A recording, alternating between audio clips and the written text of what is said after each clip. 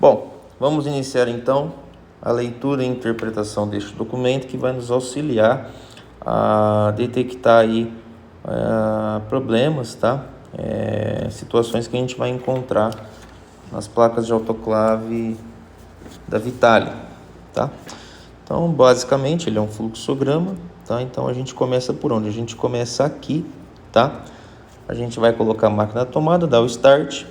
E aí a primeira pergunta é: está circulando pelas resistências de 7 a 10 amperes de forma pulsante, tá? O que é a forma pulsante? Ela vai ficar ali em média 5 segundos ligada e 5 segundos desligada, ou então 7 segundos ligada e 3 segundos desligada, tá? Isso aí vai fazer com que a máquina comece a aquecer, né? Com isso gerando pressão. A gente tem aí algumas hipóteses, tá? No caso da gente não ter essa condição de 7 a 10 amperes pelas resistências, tá?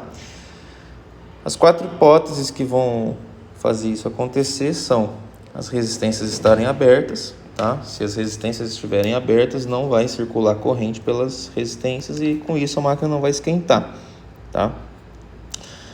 O triac aberto.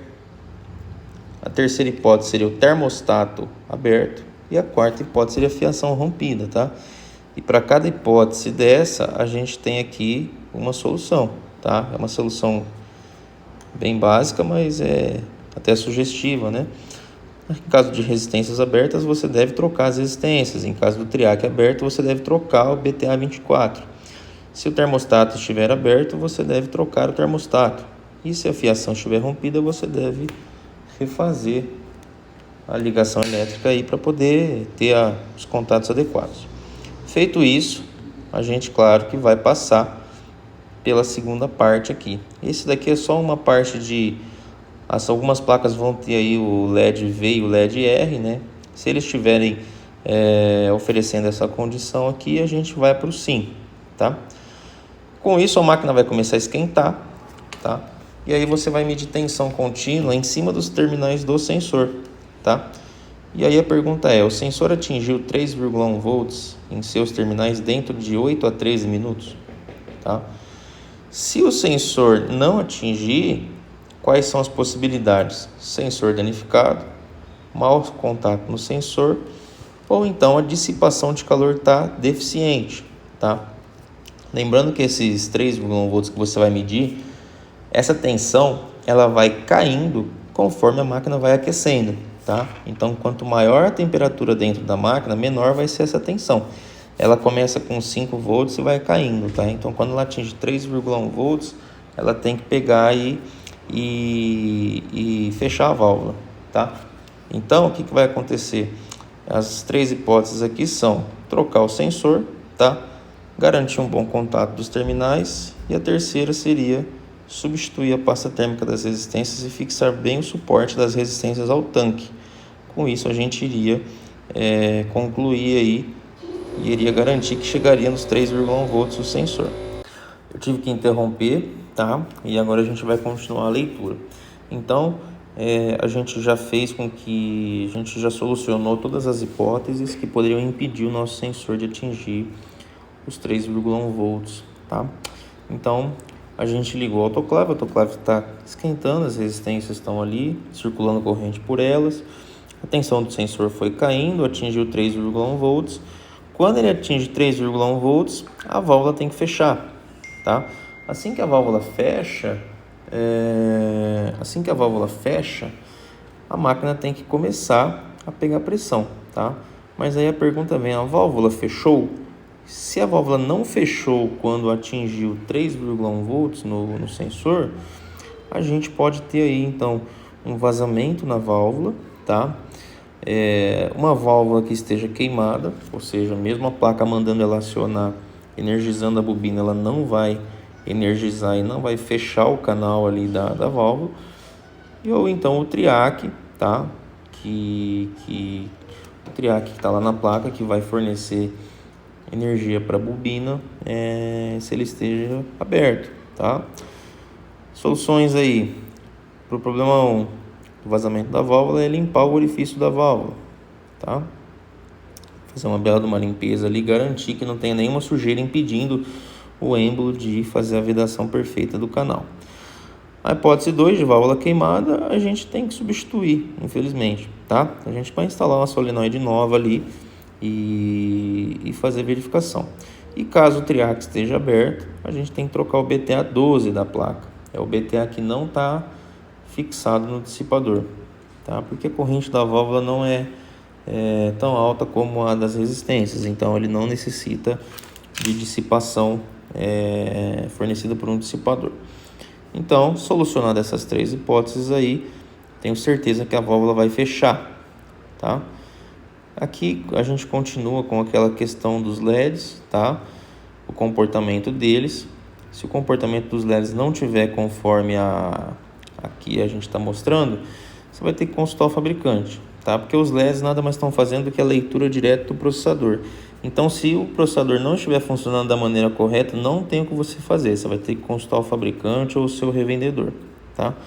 Mas voltando aqui, assim que a válvula fecha, a pressão tem que começar a subir, tá? A pressão subiu, né? A pressão está subindo após decorridos aí de 1 a 3 minutos? Não, a válvula fechou, mas não está subindo pressão. A mesma ideia, a gente tem então um vazamento de pressão, que a gente tem que localizar, pode ser no anel, pode ser em tubulação, tá? Ou então a dissipação de calor ineficiente novamente, tá? As soluções são essas. O primeiro ali é verificar toda a tubulação, selos e guarnição.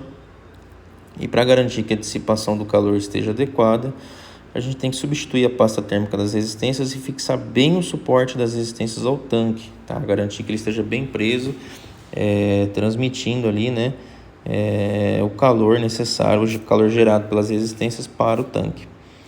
Então, feito isso, tenho certeza que a máquina ela vai sim começar a subir pressão, tá? E aí ela vai chegar no ponto de esterilização, tá? Que é o ponto que você gravou lá na calibração, que no caso é 1,7 kgf, tá? Ela chegou no ponto? Cara, ela não chegou no ponto. Ela já fez tudo isso, mas ela ainda não chegou no ponto de esterilização. O que eu faço? Você vai procurar por vazamento de pressão, de novo, e por uma dissipação de calor ineficiente. Você vai repetir os passos anteriores. Você vai buscar a tubulação, porque às vezes o que acontece? Conforme a máquina vai subindo pressão, a pressão interna vai aumentando, e se tiver algum componente, alguma tubulação, algum selo que não está adequado, ele só vai mostrar para você que ele está vazando com uma determinada pressão. Então você tem que acompanhar as vedações durante o ciclo todo, tá? Tem, por exemplo, uma guarnição, ela pode apresentar vazamento só a partir de meio quilo de pressão, a partir de 1 quilo de pressão. Tem isso, tá? Então tem que ser feita essa verificação.